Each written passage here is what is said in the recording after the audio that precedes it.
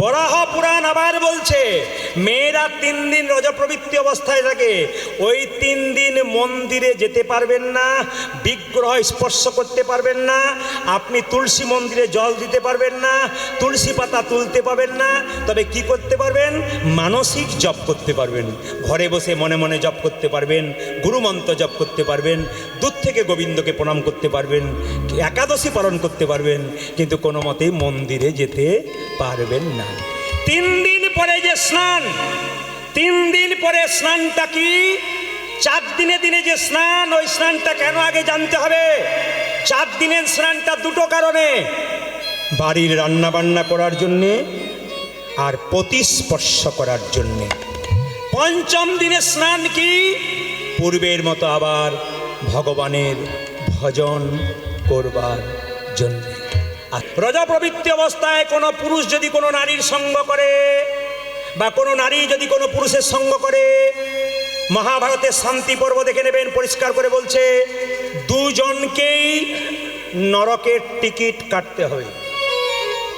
সাবধান থাকবেন আপনারা, এই তত্ত্বটি শোনার পর সাবধান থাকবেন। আমি কি বললাম? অনেক কিছুই পাচ্ছেন রামায়ণ মহাভারত, এই জিনিসগুলো পেতে হবে। সংসারটাকে সুন্দর করতে গেলে, উন্নতি করতে গেলে আধ্যাত্মিক চেতনার কথা শুনতে হবে, আপনাদের মাথায় রাখতে হবে জিনিসগুলো। কি বললাম? মহাভারতের শান্তি পর্ব বলছে পুরুষ নারী রজপ্রবৃত্তি অবস্থায় মিলন করলে, সঙ্গ করলে দুজনকেই নরকের টিকিট কাটতে হয়। 2 সুশ্রত সংহিতা, যারা বই পড়বেন নাম বলে দিলাম, সুশ্রত সংহিতা। সুশ্রত ঋষি বলছেন যদি কোনো পুরুষ রজপ্রবৃত্তি অবস্থায় নারীর সঙ্গ করে, সেই পুরুষের 3টে জিনিস অকালে চলে যায়। প্রশ্ন করবেন কি কি? দাদা ভাইরা শুনে নিন, কোনো পুরুষ বা কোনো নারী রজপ্রবৃত্তি অবস্থায় সঙ্গ করলে সেই পুরুষের 3টে জিনিস খুব তাড়াতাড়ি চলে যায়। একটা হচ্ছে বুদ্ধি ভ্রষ্ট হয়, 2 হচ্ছে চোখের জ্যোতি কমে যায়, 3 হচ্ছে শরীরের বল কমে যায়। যদি আপনারা সুশ্রত ঋষির কথা শুনতে চান, যদি আপনারা মানতে চান, এই কাজগুলো মাথায় রাখবেন আপনাদের আলোচনার মাধ্যমে। হাত তুলুন। আচ্ছা, জোরে বলুন। রাধা রানী কি? শ্যামসুন্দর কি? মদন মোহন কি? হরিবাসর কি? বাবা একটা কথা আপনাদের বলি, দেখুন তীর্থস্থানে কেউ যদি যান, যেমন জগন্নাথ মন্দিরে গেছিল কৃষ্ণমণ্ডল, ভালো করে শুনবেন, তীর্থস্থানে কেউ গেলে তাকে ফল ত্যাগ করে আসতে হয়। এইদিকে মায়েরা, ফল ফল যেমন আপনি কলা, আপেল, লেবু 3টে খুব পছন্দ করেন, এই 3টে পছন্দের মধ্যে সবচাইতে প্রিয় ফলটা তীর্থস্থানে ত্যাগ করতে হয়, এরই নাম ত্যাগ। কিন্তু এখনকার মানুষ সব যায়, যারা জানতে পারে তারা যায়। আমার গ্রামে একজন জানতে পেরেছে যে ফল ত্যাগ করতে হয়, ওকে জিজ্ঞেস করলাম কি ফল ত্যাগ করলি? বলছে আমলকি। বললাম কেন? ওটা আমি খেতে পারি না বলে দিয়ে চলে। আমলকিটা দিয়ে এ ফল করলে হবে না, কিন্তু তাকান তাকান, এ ফল দিলে হবে না। কোন ফল দিতে হবে সবাই লক্ষ্য করুন, যেটা আপনার প্রিয় ফল সেটা। মায়েরা, সবাই তো তীর্থস্থানে যেতে পারে না, তো তীর্থস্থানে যারা যেতে পারে না তাদের জন্য বলে রাখি, আপনার পাশের বাড়ির কোনো কাকাবাবু যদি তীর্থস্থানে গেলেন, তবে তিনি যেদিন ফিরে আসবেন, আপনি যেতে পারেন নাই, আপনি তাকে প্রণাম করবেন, কিছুটা ফল পাবেন। আপনার বন্ধু গেছে তীর্থস্থানে, বান্ধবী গেছে, একটা আলিঙ্গন করলেন, আপনি কিছুটা ফল পেলেন। ছোট বাচ্চা তার বাবার কোলে গেছে, মায়ের কোলে গেছে, তাকে একটু কোলে নিলেন, আপনার কিন্তু ফল একটু হয়ে গেল। ওই জন্য আমি আপনাদের বলে রাখি, তীর্থস্থানে গেলে একটু প্রণাম করতে হয়। মায়েরা, যেই না কৃষ্ণমণ্ডল বাড়ি ফিরেছে, দুরিকা দেবী গলায় কাপড়টা নিয়ে, স্বামী এলে এলে, মানে বলতে পারছে না কি চাইলে, ওর ইচ্ছা যে কিছু একটা চাক, আমার তো খুব অভাব, কিছু চাইলে ভালো হয়, কিন্তু জিজ্ঞেস করতে পারছে না ভয়ে যে কি চাইলে। এই যে এলে এলে, দেখি দেখি দেখি দেখি দেখি, তোমার পাটা ধুয়ে দিই। বাবা কিছু মনে করবেন না, একটা কথা বলবো, মায়েরা কেউ রাগ করবেন না, গালে হাত ছেড়ে দিন, তাহলে বলবো। কি বলুন তো? বলছে শাস্ত্রে বলেছে যে যতই সধবা নারীরা কীর্তন শুনুক, যতই সধবা নারীরা কীর্তন শুনুক, একটা জিনিস না করলে গোটা কীর্তনটা আপনাদের ব্যথা হয়ে যায়। বলবো না বাদ দিয়ে দেবো? একটা জিনিস কিন্তু আপনাদের করতে হবে, তবে কিন্তু আপনাদের সব ঠিক হবে। ভগবান কৃষ্ণ নিজের মুখে বলেছেন শাস্ত্রে, শ্রীমদ্ ভাগবত গীতায়, যে মেয়েরা সধবা নারী যতই কীর্তন শুনুক, যতই হরিনাম করুক, একটা জিনিস না করলে কিন্তু গোটাটাই বেকার। তাহলে বলেই ফেলি নাকি? শুনে রাখুন, কৃষ্ণ বলছেন যদি কোনো মেয়ে স্বামী সেবা না করে, ওর গোটাটাই বেকার। কালকে যেখানে গাইছিলাম এক স্বামী স্ত্রী দূরে দাঁড়িয়ে আছে, আমি লক্ষ্য করছি যখনই বলেছি স্বামী সেবা করতে হয় তখন স্বামীটা স্ত্রীকে বলছে শুনছো, কি বলছে শুনছো, স্ত্রী বলছে চুপ করো, হ্যালো, মানে আমি বুঝতে পারলাম যে ওর কত পাওয়ার আছে। আচ্ছা বাবা কিছু মনে করবেন না, এই যে দেখাবেন সীতার স্বামীর নাম কি? লক্ষণ। হ্যাঁ আমি যে না লক্ষণ বলেছি তো দু চারজন মা লক্ষণ লক্ষণ। সীতার স্বামীর নাম কি যেন বলুন? রামচন্দ্র, ঠিক তো? আচ্ছা বলুন এবার সীতার স্বামী যদি রাম হয় তাহলে বলুন রামচন্দ্র যেদিন বনবাসে যাচ্ছিল সেদিন সীতা রামচন্দ্রের পেছনে যাচ্ছিল, একটা অযোধ্যার মেয়ে জিজ্ঞেস করেছিল সীতা তুমি কেন চলে যাচ্ছ তোমার স্বামীর সঙ্গে? আরে বাবা তোমার শ্বশুর হচ্ছে রাজা আর তোমার বাবা জনক রাজা হচ্ছে রাজা, এত সম্পদ ছেড়ে তুমি স্বামীর সঙ্গে চলে যাচ্ছ কেন? সঙ্গে সঙ্গে সীতা কি বলেছিল দেখুন, সীতা কহিলেন মা সম্পদে কিবা কাম, সম্পদ মম নব দুর্বাদল ঘনশ্যাম। আমি কিন্তু 9:30 চাইনি, আমি 9:30 চাইনি, বারবার বললাম ওনাদের জন্য আমি 9:15 চাইলাম, 9টা ছিল তো 9:15-তে দল পাঠাবেন, 15 মিনিট চাইলাম আমি আসতে। মায়েরা সীতা বলছে সম্পদে কিবা কাম, সম্পদ মম নব দুর্বাদল ঘনশ্যাম। রাবণের 10,000 স্ত্রী ছিল তবু মন্দোদরীকে বিয়ে করেছিল। বলুন তো মায়েরা মন্দোদরী কি করেছিল? প্রত্যেকদিন সকালবেলায় স্বামীকে পা ছুঁয়ে প্রণাম করতো। আপনারা যারা কীর্তন শুনতে এসছেন কে কে স্বামীকে সকালে প্রণাম করেন? হাত তুলে দেখান, দেখান, তুলে দেখান। কেউ করে না। এই যে কে কে স্বামীকে প্রণাম করেন হাত তুলুন।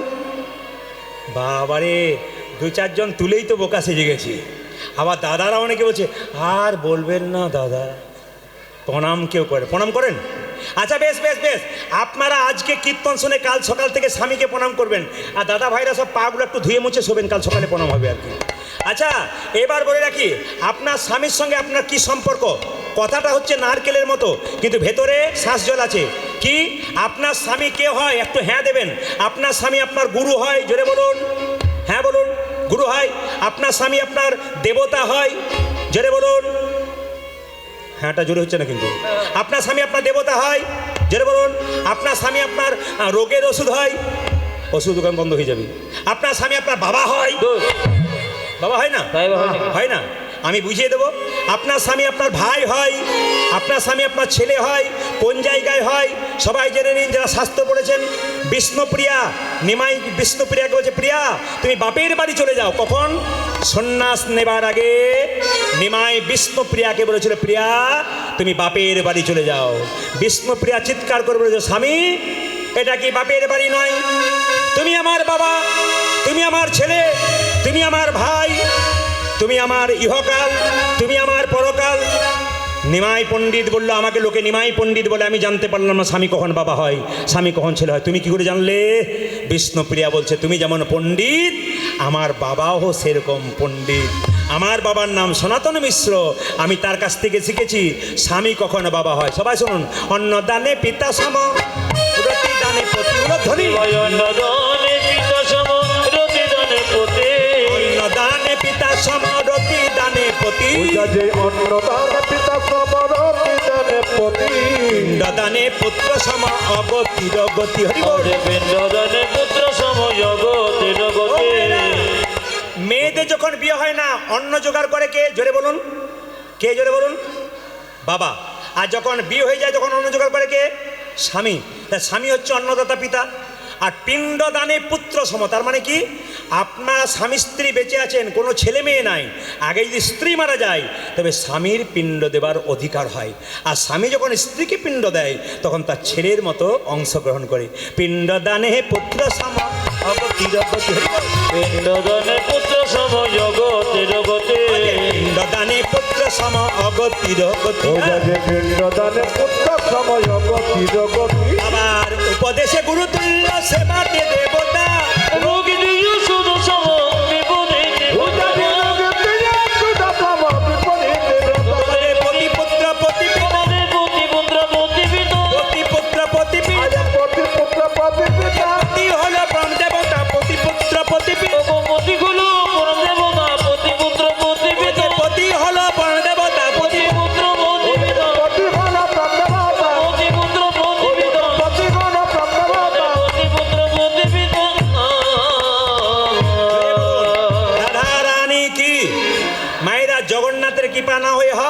জগন্নাথ দেব কৃপা করলেন, তোমার সন্তান হবে। দুরিকা দেবীর সন্তান হচ্ছে, সবাই মাথায় কাপড়টা নিন।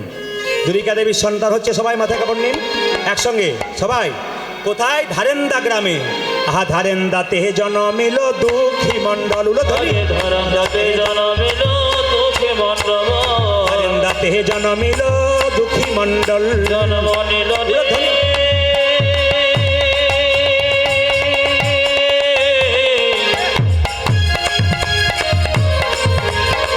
সবাই ভক্তি ভরে দর্শন করুন সবাই মিলে।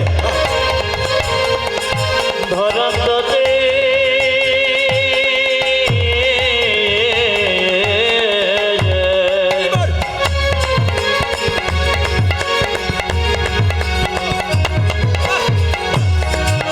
দুঃখী মণ্ডল জন্ম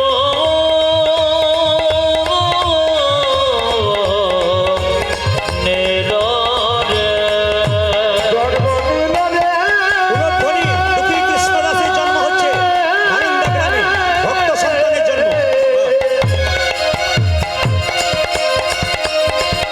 আমার ভাবতাতে আরে জন্ম নিল রে আজ দুঃখী বন্ধ জন্ম নিল জন্ম নিল জন্ম নিল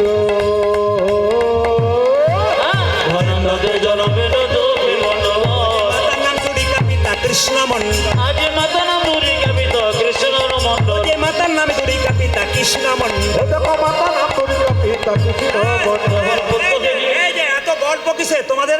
ও ছেলে হয়েছে একজনের বাড়িতে? হ্যাঁ হ্যাঁ মায়েরা, পুত্র হেরি পিতা মাতার আনন্দ না ধরে। আজ পুত্র হেরি পিতা মাতা জানো তো না ধরে। আপনার পাড়াতে কোনো গরিব মানুষ থাকলে তার যে ছেলে হয়, পাড়ার লোকের খুব আনন্দ হয়। আহা হা, দুঃখের সংসারে ছেলে হয়েছে গো।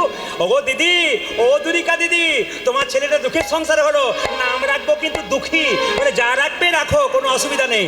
পুত্র হেরি পিতা মাতার আনন্দ না ধরে, ও দেখো পুত্র হেরি পিতা মাতা আনন্দ না ধরে পাড়া প্রতিবেশী সবে উলুধ্বনি করে, আজ পার্বতী বেশে সবে জলধ্বনি করে। প্রতিবেশী সবে জয়ধ্বনি ও করে। জয় জয় পারা প্রতিবেশী হবে জয় ধ্বনি করে আনন্দ ধরে না, আনন্দ ধরি না, আনন্দ ও ধরে না, দেখো আনন্দ ধরে না পাড়া প্রতিবেশীর মনে আনন্দ ধরে না, পার্বতী বেশে মনে আনন্দ ধরি না।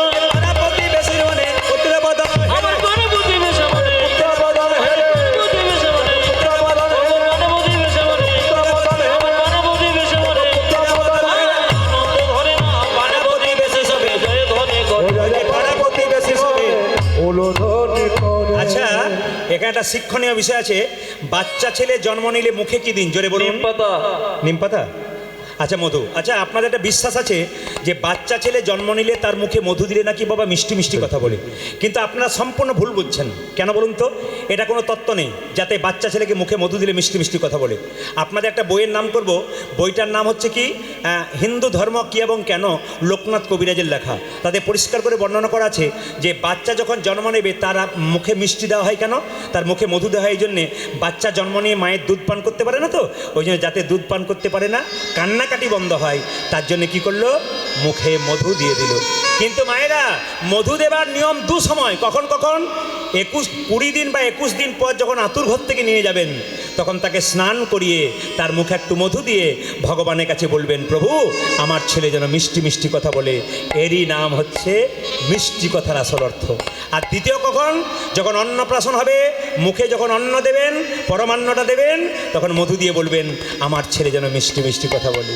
ছেলের কানে কি করলো মা? দুই কানে শোনাইল মধুর হরিণা, তুঝে গণেশ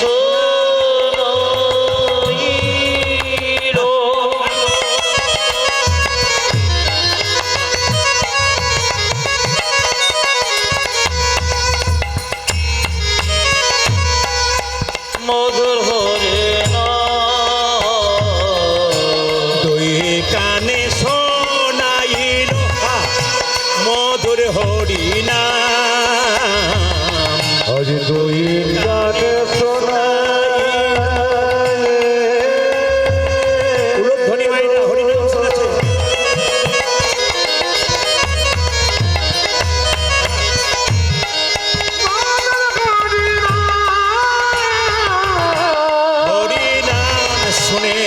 শিশু কাঁদে অবিরাম হরিব আমার হরে নাম শুনে শিশু কাঁদে অবিরাম।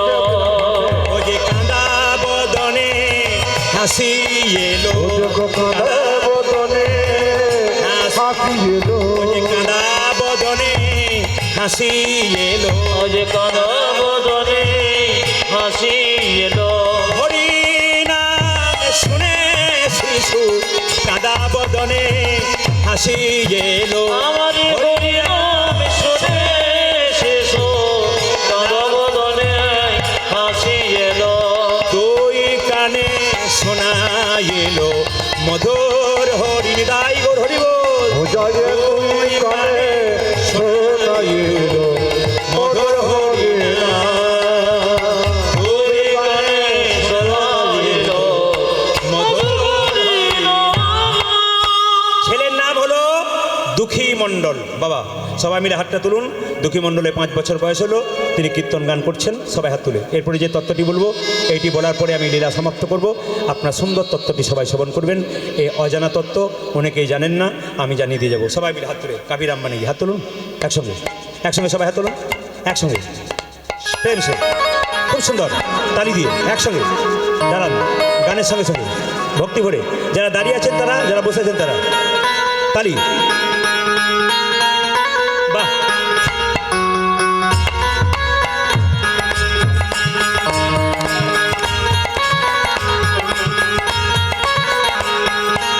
বাহ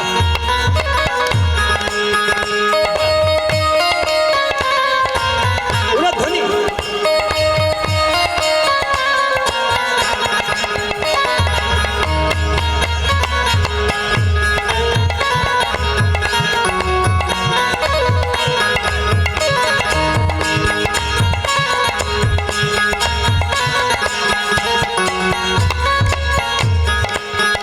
कभी राम बनेंगे कभी श्याम बनेंगे चली आना प्रभु जी चली आना ताली ओ कभी राम बनेगी कभी श्याम बनेगी चले आना प्रभु जी चले आना। कभी राम बनेंगे कभी श्याम बनेंगे चली आना प्रभु जी चली आना ताली।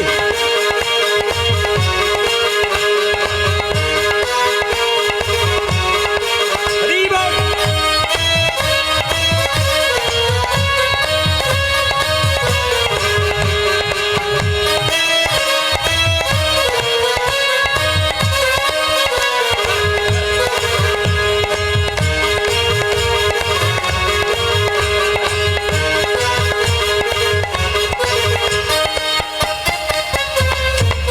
সবাই হাত তুলে।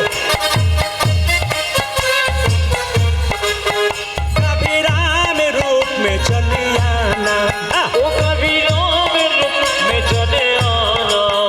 कभी राम रूप में चली आना आहो कभी राम रूप में चलियाना सीता साथ लेके दोनों हाथ लेके सीता साथ लेके दोनों हाथ लेके सीता साथ लेके दोनों हाथ लेके चली चलिया साथ लेके दोनों हाथ लेके चली आना प्रभु जी चली आना उलध्वनि कभी राम बनेगी कभी श्याम बनेगी चले आना प्रभु जी चले आना।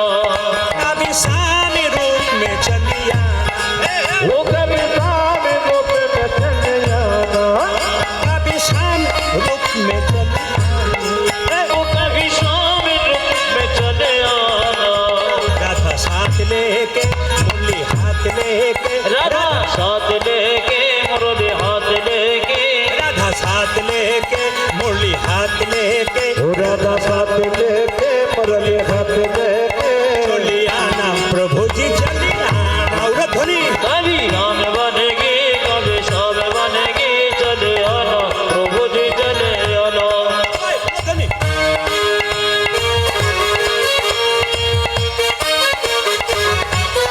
आनंदे ताली दिन आनंदे বাহ বাহ বাহ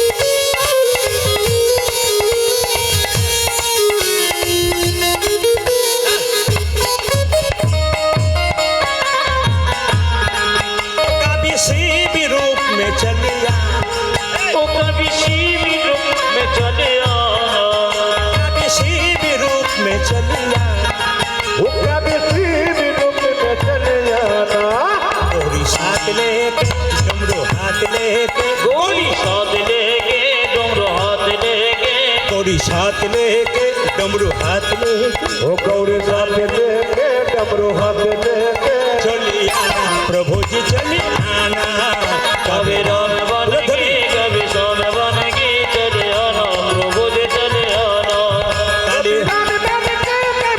ताई गौर हरि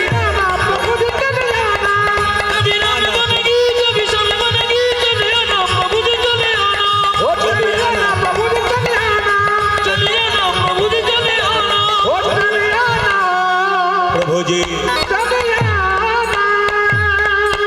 राधा रमन की শ্যাম সুন্দর কি মদন মোহন কি আপনারা দুঃখী কৃষ্ণ দাসের জন্ম পর্যন্ত হলো আপনারা মাথায় কাপড়টা দিন একবারে দামি কথাটা শুনিয়ে দিয়ে যাই মায়েদের তো একবারে প্রথমেই কাজে লাগবে বাবাদেরও দারুণ কাজে লাগবে শাস্ত্রের রেফারেন্স দিয়ে বলে যায় আচ্ছা মায়েরা এইদিকে এদিকে এদিকে কেউ মোবাইল নিয়ে কেউ ছবি তোলার চেষ্টা করবেন না এখন কীর্তনটা শুনুন আপনাদের লাভ আছে ইউটিউবের মাধ্যমে এগুলো পেয়ে যাবেন আপনারা পরবর্তী ক্ষেত্রে আপনাদের কাছে নিবেদন রইল যে যেখানে বসে আছেন একবারে করজোরে ভক্তি করে শ্রবণ করুন আচ্ছা মায়েরা 4 দিন আপনারা রজপ্রবৃত্তি অবস্থায় থাকেন যিনি আমার বোনের মতো হয় তাকে দাদার মতো বলবো যিনি আমার দিদির মতো হয় তাকে ভাইয়ের মতো বলবো যিনি আমার মায়ের মতো হয় তাকে আমি ছেলের মতো বলবো আর যিনি আমার মেয়ের মতো হয় তাকে আমি বাবার মতো বলবো বাহ মন দিয়ে শুনবেন যে যেখানে বসে আছেন মায়েরা 4 দিন রজপ্রবৃত্তি অবস্থায় থাকেন এই সময় আপনাদের কি কর্তব্য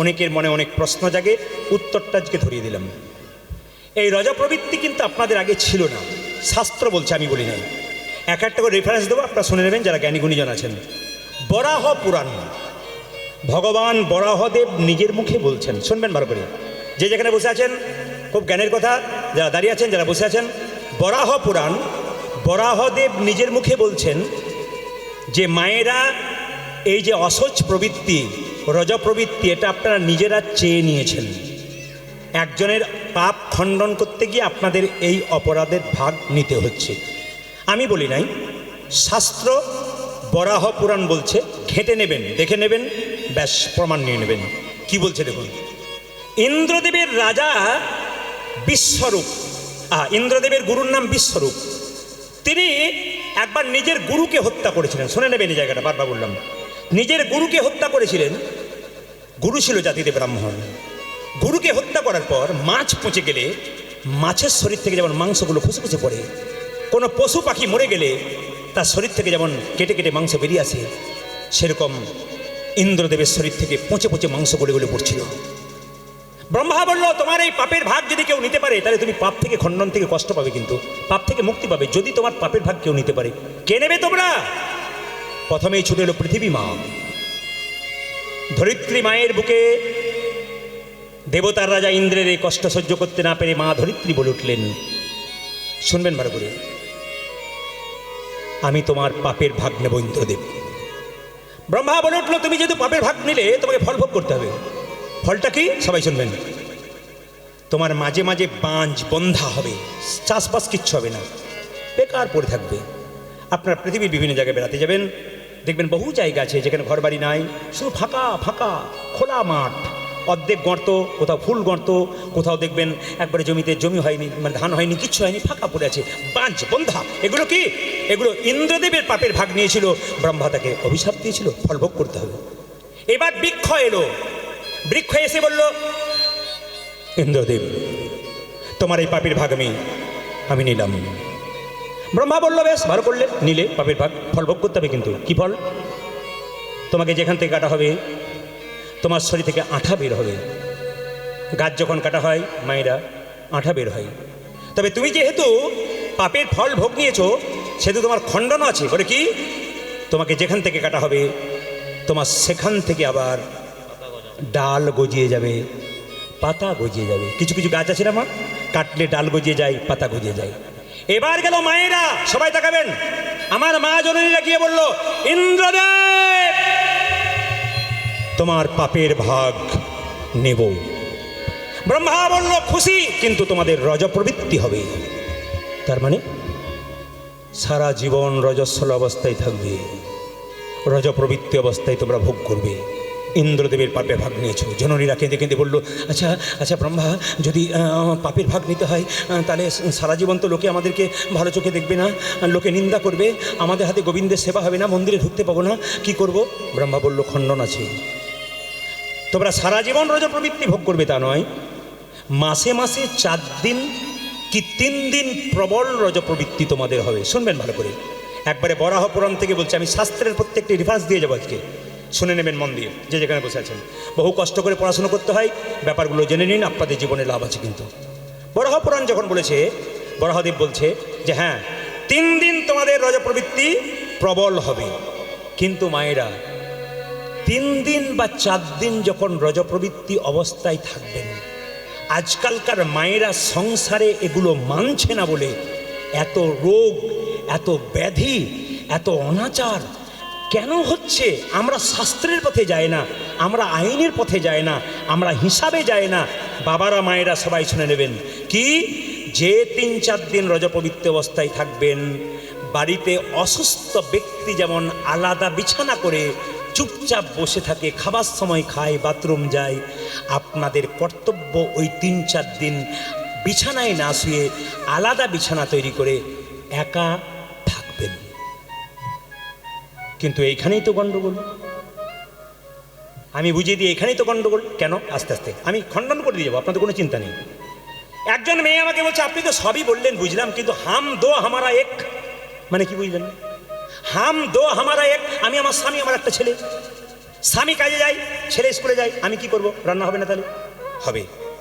সমর্থবান ব্যক্তিদের জন্য বলেছে, অসমর্থবানদের জন্য কিছু খণ্ডন আছে। সমর্থবান ব্যক্তি কারা? যেমন ধরুন কোনো মায়ের 18 বছরের মেয়ে আছে, আপনি রজপ্রবৃত্তি অবস্থায় আছেন, আপনি আপনার মেয়েকে দিয়ে রান্না করেন। আপনার স্বামী রান্না করতে পারে, সময় আছে, আপনি রজপবিত্র অবস্থায় আলাদা থাকুন, আপনার স্বামীকে রান্না করেন। যদি না পারে, যদি কোনো পথ না থাকে, তবে আপনারা এই কাজটা করুন। আপনাকে রান্না যখন করতে হবে রজপবিত্র অবস্থায়, এই কাজটা করলে ফল ভোগ হবে। একটু শুনে রাখুন, ভালো ফল হবে। কি ফল? আপনি মন্দিরে যাওয়ার সময়, মন্দির কোনটা? ভগবানের মন্দিরটা শুধু মন্দির নয়, যেটা রান্নাঘর, ওটাকে বলা হয় অন্নপূর্ণার মন্দির। ওই অন্নপূর্ণা মন্দির, মায়ের মন্দিরে ঢুকবার সময় প্রত্যেকটি মায়ের কর্তব্য কি বলুন তো? ওপরে যারা রান্না করছে আমি দেখি নাই, কিন্তু যারা পাকা রাঁধুনি হয়, অগ্নি জ্বালাবার সময় দেখবেন আগুনের মধ্যে প্রথমে কিছু দেয়, অগ্নিদেবকে প্রণাম করে, তুমি নাও, ভালো রান্না যেন আমার হয়, এটা করে। আর গলায় কাপড়টা দেয় কেন? দেখবেন বৈষ্ণব মানুষ, ভক্ত মানুষরা গলায় কাপড়টা দেয় কেন? মায়েরা দেখবেন গলায় কাপড়টা দিয়ে মন্দিরে যান কেন? তার মানে বিনয়ী ভাব। যত আপনি গলায় কাপড় দেবেন তত বিনয়ী ভাব হবে। আমি আসাম যাই, প্রচুর গান করে আসামে এত ভক্ত হয় আপনারা চিন্তা করতে পারবেন না। মানে 25-30 হাজার মানুষ সব সময় গিজ গিজ গিজ গিজ গিজ করছে, এত কীর্তনে ভক্ত। তো ওখানে ওরা কি করে, ওরা সব ওই আমি আনিনি, ওদের একটা চাদর দেয়, প্রধানমন্ত্রী যাক, মুখ্যমন্ত্রী যাক, ভালো মানুষ যাক, চাদর দেয়। আমাকে প্রায় নাই করে 100খানেক চাদর দিয়েছে, আমি যতবার গেছি। তো চাদর দিয়ে ওরা সম্মান জানাই। তো বললাম যে এই চাদরটা কি করেন? বলছে এই চাদরটা যখন কোমরে বাঁধি তাহলে বুঝবেন ঝগড়া করতে চললাম, আর এই কাপড় যখন মাথাতে বাঁধি তখন বুঝবেন কেউ মারা গেছে, তখন নিয়ে চললাম। আর এই কাপড় যখন এখানে নিই তখন বুঝবেন মন্দিরে ভগবানের সেবায় চললাম, কিন্তু কীর্তনে চললাম। তার মানে কি? বিনয়ী ভাব। যেমন আপনাদের বাড়িতে কেউ যদি মারা যায়, ভোজ কাজ হয়, তার ছেলেকে কিন্তু মাথায় গলায় কাপড়টা নিয়ে বলতে হয়, সেবা ভালো হয়েছে তো? সেবা খারাপ না, খারাপ হলেও কি বলবেন? না না, ভালো হয়েছে। তার মানে কি? আপনার বিনয়ী ভাব। যদি হও নিচু, তবে পাবে কিছু। সবাই তাকান মায়েরা, আপনারা অন্নপূর্ণা মন্দিরে গিয়ে বা রান্নাঘরে গিয়ে মা অন্নপূর্ণাকে বলবেন, মা তুমিও মা, আমিও মা, আমিও মেয়ে, অপরাধ হয়ে গেছে, আমি রজপ্রবৃত্তি অবস্থায় আছি, আমি রান্নাবান্না করবো, উপায় নেই, তুমি আমাকে নিজ গুণে ক্ষমা করো। হরে কৃষ্ণ মহামন্ত্র বলে আপনি নিজের রান্না শুরু করবেন। এটা আপনাদের হলো, কিন্তু দ্বিতীয়টা আপনাদের হবে না। সেটা কি? যে বিছানায় প্রতিদিন শুয়ে থাকেন, আপনি সেই বিছানায় ওই অবস্থায় শোবেন না। কিঞ্চিতের বিঞ্চিত, সব কিছু পাকাপাকি না করতে পারলে একটু করুন, আপনার জীবনে লাভ আছে। 100 না পারলাম, 50 তো পারলাম, 75 তো পারলাম, 25 নাই বা পারলাম, ওটাও তো লাভ হবে। সবাই তাকাবেন মায়েরা, আপনারা রান্নাবান্না করার পর যে বিছানাতে শুয়ে থাকেন ওই বিছানায় শোবেন না। আপনার 18 বছরের মেয়ে যদি মায়ের কাছে শোয়, যে বিছানাতে আপনি আলাদা করে শোবেন ওখানে 18 বছরের মেয়েটাকেও কিন্তু শুতে নিতে পাবেন না। আপনার 7 বছরের ছেলে যদি মায়ের কাছে প্রত্যেক দিন শোয়, সেই 7 বছরের ছেলেটাকেও মা শুতে দেবে না সেই 4 দিন, খুব মাথায় রাখবেন। তবে হ্যাঁ, যদি আপনার বাচ্চা ছেলে দুগ্ধ খায়, একমাত্র সেই বাচ্চাই মায়ের কাছে বিধান আছে, বাকি কিন্তু নাই। সবাই শুনে রাখুন, মা আলাদা বিছানায় শুয়ে থাকবে। এইবার যে কথাটা বলবো, মহাভারতের শান্তি পর্ব শুনবেন, খুব চমকপ্রদ গল্প। মহাভারতের শান্তি পর্ব রজা প্রবৃত্তি অবস্থায় পড়ে নেবেন। মহাভারতের শান্তি পর্ব রজা প্রবৃত্তি অবস্থায় পড়ে নেবেন। রজা প্রবৃত্তি অবস্থায় কোনো পুরুষ যদি কোনো নারীর সঙ্গ করে, বা কোনো নারী যদি কোনো পুরুষের সঙ্গ করে, মহাভারতের শান্তি পর্ব দেখে নেবেন, পরিষ্কার করে বলছে দুজনকেই নরকের টিকিট কাটতে হবে। সাবধান থাকবেন আপনারা, এই তত্ত্বটি শোনার পর সাবধান থাকবেন। আমি কি বললাম, অনেক কিছুই পাচ্ছেন রামায়ণ মহাভারত, এই জিনিসগুলো পেতে হবে। সংসারটাকে সুন্দর করতে গেলে, উন্নতি করতে গেলে আধ্যাত্মিক চেতনার কথা শুনতে হবে, আপনাদের মাথায় রাখতে হবে জিনিসগুলো। কি বললাম, মহাভারতের শান্তি পর্ব বলছে পুরুষ নারী রজপ্রবৃত্তি অবস্থায় মিলন করলে, সঙ্গ করলে দুজনকেই নরকের টিকিট কাটতে হয়। 2 সুশ্রত সংহিতা, যারা বই পড়বেন নাম বলে দিলাম, সুশ্রত সংহিতা। সুশ্রত ঋষি বলছেন যদি কোনো পুরুষ রজপ্রবৃত্তি অবস্থায় নারীর সঙ্গ করে, সেই পুরুষের 3টে জিনিস অকালে চলে যায়। প্রশ্ন করবেন কি কি? দাদা ভাইরা শুনে নিন, কোনো পুরুষ বা কোনো নারী রজপ্রবৃত্তি অবস্থায় সঙ্গ করলে সেই পুরুষের 3টে জিনিস খুব তাড়াতাড়ি চলে যায়। একটা হচ্ছে বুদ্ধি ভ্রষ্ট হয়, 2 হচ্ছে চোখের জ্যোতি কমে যায়, 3 হচ্ছে শরীরের বল কমে যায়। যদি আপনারা সুশ্রত ঋষির কথা শুনতে চান, যদি আপনারা মানতে চান, এই কাজগুলো মাথায় রাখ। বরাহ পুরাণ আবার বলছে মেয়েরা 3 দিন রজপ্রবৃত্তি অবস্থায় থাকে, ওই 3 দিন মন্দিরে যেতে পারবেন না, বিগ্রহ স্পর্শ করতে পারবেন না, আপনি তুলসী মন্দিরে জল দিতে পারবেন না, তুলসী পাতা তুলতে পারবেন না। তবে কি করতে পারবেন? মানসিক জপ করতে পারবেন আপনাদের আলোচনার মাধ্যমে। বরাহ পুরাণ আবার বলছে মেয়েরা 3 দিন রজপ্রবৃত্তি অবস্থায় থাকে, ওই 3 দিন মন্দিরে যেতে পারবেন না, বিগ্রহ স্পর্শ করতে পারবেন না, আপনি তুলসী মন্দিরে জল দিতে পারবেন না, তুলসী পাতা তুলতে পারবেন না। তবে কি করতে পারবেন? মানসিক জপ করতে পারবেন, ঘরে বসে মনে মনে জপ করতে পারবেন, গুরুমন্ত্র জপ করতে পারবেন, দূর থেকে গোবিন্দকে প্রণাম করতে পারবেন, একাদশী পালন করতে পারবেন, কিন্তু কোনো মতেই মন্দিরে যেতে পারবেন না। 3 দিন পরে যে স্নান, 3 দিন পরে স্নানটা কি? 4 দিনে দিনে যে স্নান, ওই স্নানটা কেন আগে জানতে হবে? 4 দিনের স্নানটা 2টো কারণে, বাড়ির রান্না বান্না করার জন্যে আর প্রতিস্পর্শ করার জন্যে। 5ম দিনের স্নান কি? পূর্বের মতো আবার ভগবানের ভজন করবার জন্য। ঘরে বসে মনে মনে জপ করতে পারবেন, গুরুমন্ত্র জপ করতে পারবেন, দূর থেকে গোবিন্দকে প্রণাম করতে পারবেন, একাদশী পালন করতে পারবেন, কিন্তু কোনো মতেই মন্দিরে যেতে পারবেন না। 3 দিন পরে যে স্নান, 3 দিন পরে স্নানটা কি? 4 দিনে দিনে যে স্নান, ওই স্নানটা কেন আগে জানতে হবে? 4 দিনের স্নানটা 2টো কারণে, বাড়ির রান্না বান্না করার জন্যে আর প্রতিস্পর্শ করার জন্যে। 5ম দিনের স্নান কি? পূর্বের মতো আবার ভগবানের ভজন করবার জন্য। একসঙ্গে শ্যামল তনু, সবাই একসঙ্গে। আমি একটা কথা ফাঁকে একটা কথা বলে যাই, আমার কিন্তু একটা নাম্বারে ফেক হচ্ছে। একটা যারা ক্যামেরা করছে তারা এই নাম্বারটা দেবে, বারবার বলে দিলাম। আপনারা নাম্বারটা দেবেন, যারা ক্যামেরা করছেন, এতগুলো ক্যামেরা করছেন, আপনারা যখন এসে গেছেন নিশ্চয়ই করছেন, আপনাদের কোনো বাধা দিলাম না, অবশ্যই করবেন। কিন্তু একটা কথা হচ্ছে যে নাম্বারটা কিন্তু অবশ্যই দেবেন। কি নাম্বার দেবেন? না এই নাম্বারটা দেবেন। যে নাম্বারের শেষে 38 নাম্বার থাকবে, ওই নাম্বারে আপনারা ফোন করবেন না। ওই ব্যক্তি প্রদীপ পালের ম্যানেজার বলে প্রচুর টাকা নিচ্ছে, আপনারা ভাবছেন বাইনা হচ্ছে, কিন্তু হচ্ছে না। 1 বছর আগে বুকিং করতে হয়, এখন 1 বছর আগে কথা বলতে হয়। যেমন আগামী বছরে যারা কথা করছে তারা এখন থেকে নাম লেখাচ্ছে, তাদেরকে বৈশাখ মাসের পর ওদেরকে সিদ্ধান্ত দেবো। আপনারা সবাই লক্ষ্য করুন, যে যেখানে বসে আছেন, আপনার নাম্বারটা, আমার আসল নাম্বারটা বলে দিই, 62 96 14 14 27। ইউটিউবে যারা ক্যামেরা করছে তারা এই নাম্বারটা অবশ্যই দেবে, 62 96 14 14 27। এই নাম্বারে কল করতে পারেন, অসুবিধা নেই। আর একটা নাম্বার 38 আছে, ওটা করবেন না। বাকি যে নাম্বার পাবেন আপনাদের সন্দেহ হলে আপনারা বলবেন ভিডিও কল করে দেখে নিই, আপনারা করতে পারেন। হাত তুলুন সবাই একসঙ্গে, সবাই তালি। পরবর্তী দল পাঠান, পরবর্তী দল পাঠান। ধ্বনি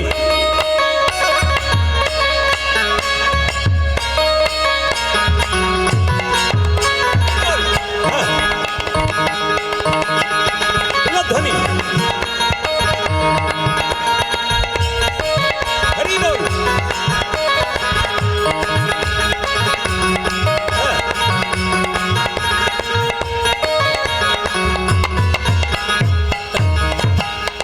শ্যামল তনু যে হলো আবিরেতে লাল, বাবা আবিরেতে লাল, হোলি খেলিছে আমার ব্রজের গোপাল।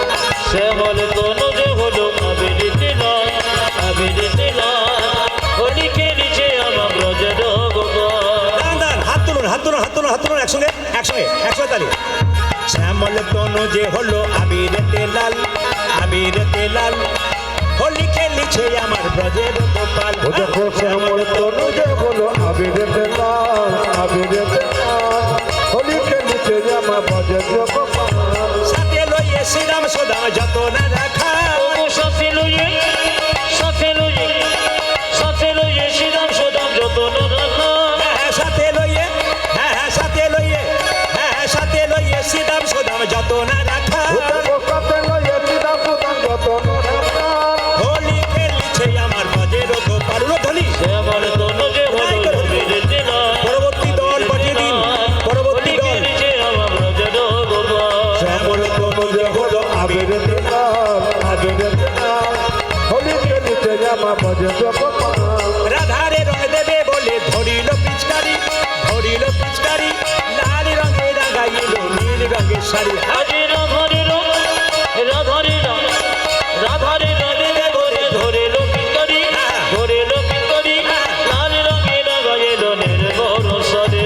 রাধারে রং দেবে বলে ধরিল পিচকারি, ধরিল পিচকারি, লাল রঙে রাগাইল নীল রঙের শাড়ি। দেখো দাদা রাজাবে বলে ধরিল পিচকারি, ধরিল পিচকারি, লাল রঙে রাঙা দিল নীল রঙের শাড়ি। এই যে রাধা বলে রং দিও না দোহাই নন্দলাল, রাধা বলে রং দিও না দোহাই নন্দলাল, রাধা বলে রং দিও না দোহাই ও নন্দলাল। দেখো রাধা বলে রং দিও না দোহাই নন্দলাল। হোলি খেলিছে আমার ব্রজের গোপাল। হরি বল। শ্যামল তনু যে